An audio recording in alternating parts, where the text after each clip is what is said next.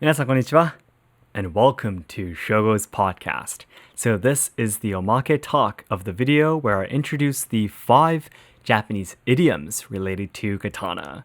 I hope you enjoyed the main video, and by the way, if you haven't watched it yet, it's inside the description box. I hope you can check it out and enjoy this Omake talk afterwards. It would be even better, yes.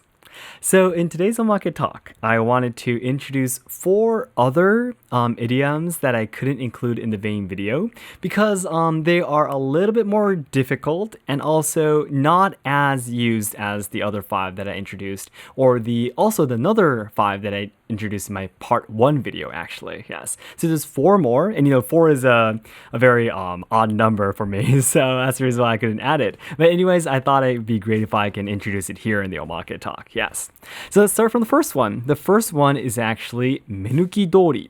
Oh, and by the way, because these are all really difficult, I wrote the Japanese in the description box too, so I hope you can check that out if you want to learn more. Yes, so the first one is menuki dōri. So menuki is actually the artwork on the handle of the katana.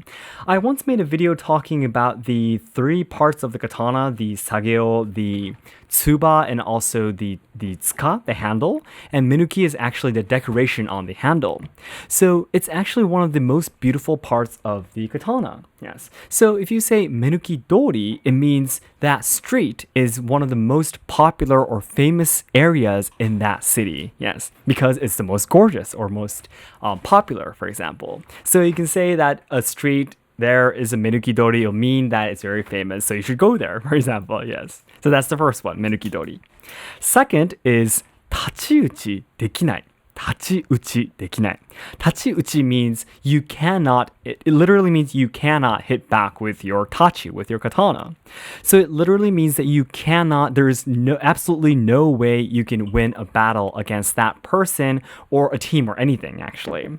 So for example, maybe if I am, for example, if I take part in a iaido tournament and I can't win against the college students, for example, I would say I cannot tachiuchi dekinai against the college students, for example. Yes, tachiuchi dekinai. I guess tachiuchi dekinai, we still use it quite a lot. Yes, it was just a little bit longer than the other one, so I didn't include it. Yes, but we still use this a lot too. Yes, and the third one is also actually quite used still as well. Denka no hōtō. Denka no hōtō. Denka no hōtō literally means the treasure katana, the treasure sword within that family. Yes. So because it's such a precious sword, right? Yes. It's like the last move that you use. So I was trying to think of an example. For example, if there was a couple, like a wife and a husband, fighting, for example, and the wife says, in the end, after a really long fight, if the wife, for example, says, I'm going to, get divorced with you. That's the last move that she can use to kind of end the fight, right? For example, yes. That would be her denka no hōtō. Yes. And things like that. Or if it was your children, your kids, and for example, they were doing something bad and they're still not, listening to you, you could say okay, then we're not going to be giving you any snacks today. That could be a parent's denka no hōtō, for example, yes. So it could be anything, yes, but it's the last move that you would use to kind of an ultimate move that you have to end the battle or to solve a problem, okay?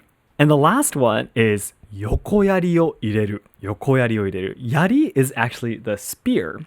But if you, in Japanese, if you categorize the katana, it actually includes not just the katana that you might usually imagine, the sword, but also the naginata, for example, the spear. The yari is also included as well within the category of katana, when you say it in Japanese.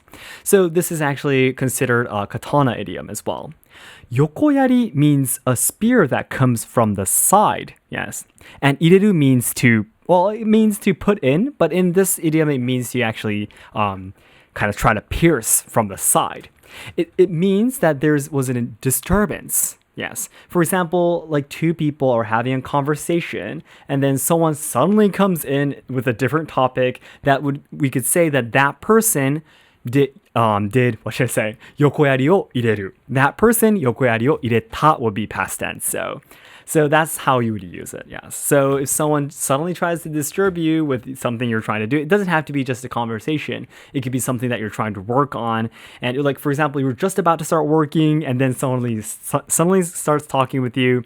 It could say that person yokoyari o ireta or yokoyari o ireru. Okay?